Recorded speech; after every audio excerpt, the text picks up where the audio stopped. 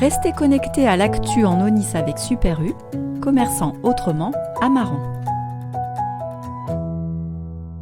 Samedi 4 juin, en milieu de matinée, les gendarmes de la brigade d'Angoulins, accompagnés de quelques militaires, ont investi la galerie commerciale de Carrefour pour organiser un forum des métiers de la défense et de la sécurité, une journée d'information à destination du grand public qui avait pour objectif de présenter les différents métiers présents au sein de l'armée et de la gendarmerie et peut-être susciter une nouvelle vocation chez certains passants. Aujourd'hui, donc, on a été invité par la COP d'Angoulins avec les autres CIRFA militaires pour présenter les métiers de la défense. Le métier de la défense, ça regroupe les trois armées, donc armée de terre, la marine, l'armée de l'air et de l'espace, la marine, l'armée de terre et la gendarmerie. Donc ça fait 4 armées en tout. Où on va présenter les métiers de la défense. Vous avez des spécialistes qu'on ne voit pas forcément. D'ailleurs, vous avez la brigade nautique, tout ce qui est nouvelles technologies. C'est des gens qui sont un peu plus dans l'ombre, qui ne sont pas comme les brigadiers, comme moi j'ai pu être pendant 25 ans, qui sont en contact direct avec les jeunes. Là, ces unités-là qui sont autour de nous aujourd'hui, on leur dit venez discuter avec eux. Vous allez voir, il y a des choses qu'on ne sait pas qui existent en gendarmerie, et pourtant ça existe.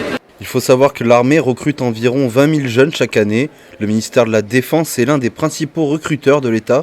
Pour autant, difficile de pouvoir s'orienter tellement les spécialités sont nombreuses. L'intérêt de cette journée, c'est de présenter à tout le monde et aux jeunes qu'en gendarmerie, on a énormément de métiers différents.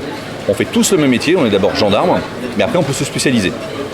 Quand je dis se spécialiser, on peut être en brigade nautique, mais on aura un tronc commun en école, où ce tronc commun à l'école, on va faire tous la même chose. Et après, on va pouvoir choisir telle ou telle voie par rapport à ce qu'on peut faire. 450 métiers, c'est ce qui est à peu près en gendarmerie. On est d'abord gendarme, après on va se spécialiser. Que ce soit du maître chien, du peloton d'intervention. On a aussi bien des horticulteurs en gendarmerie. Alors les gendarmes, ils disent en horticulteur, par exemple à Rochefort, on recherche des horticulteurs, on recherche des secrétaires, on recherche aussi bien de tout ce qui est restauration. On a, je vous dis, énormément de métiers en gendarmerie. Donc tout ce qu'on va retrouver dans le civil, on va le retrouver chez nous. Mais on aura toujours cette formation militaire.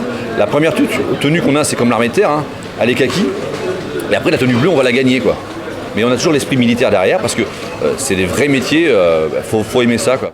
En gendarmerie, tous les profils sont acceptés, du décrocheur scolaire au doctorant, tout le monde peut se faire une place et grimper les échelons, du maître chien au cuisinier ou encore au peloton d'intervention en passant par horticulteur, tous ces métiers existent au sein des forces de l'ordre.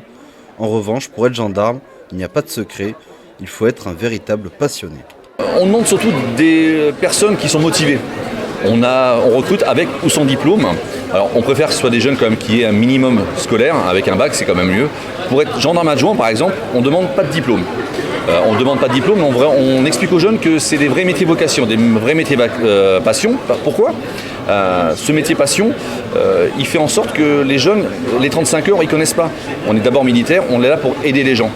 Donc ces jeunes-là, ils vont partir en formation pendant 13 semaines, ils sont rémunérés pendant la formation, ils auront forcément, on va les payer quand même, on va être sympa, on les paye en sortie de formation, ils seront à la campagne, parce que la gendarmerie, on intervient à la campagne. Donc ces jeunes-là, c'est ce qu'on appelle les gendarmes adjoints, c'est notre vivier de sous-officiers. Sous-officiers, il faut le bac. Donc là, c'est un concours qui se passe une fois par an, par exemple là c'est au mois de septembre, les inscriptions vont s'arrêter prochainement par exemple, et là c'est un concours qui se passe une fois par an pour devenir sous-officier de gendarmerie, où là, ils vont partir sur 1 an de formation. À l'issue de ces formations, ils vont choisir 3 voies, la gendarmerie mobile, la départementale ou la garde républicaine. Une fois qu'ils auront choisi ces 3 voies, ils vont pouvoir évoluer dans ces 3 catégories de sous-officiers. On a toujours besoin de nous, et plus ça va aller, plus on aura besoin de nous, et c'est pour ça qu'on recrute, mais on recrute des gens qui sont vraiment une vocation, parce qu'on peut voir des choses très très compliquées. Je veux dire, c'est pas donné à tout le monde de voir des choses un peu gore, on va dire, et on veut des gens qui soient bien câblés, quoi. C'est pour ça qu'on a des tests psychotechniques qui sont là pour ça, pour dire voilà, le gendarme, ok, c'est un métier, mais c'est d'abord une vocation. C'est pas fait pour tout le monde. Après, on en demande parce que à des fois les vocations se créent quand on découvre le milieu, quoi. Toutefois, avec l'augmentation de la délinquance et les départs en retraite, l'armée cherche à se renouveler. Présente toute l'année sur le marché de l'emploi, elle espère trouver de nouveaux passionnés.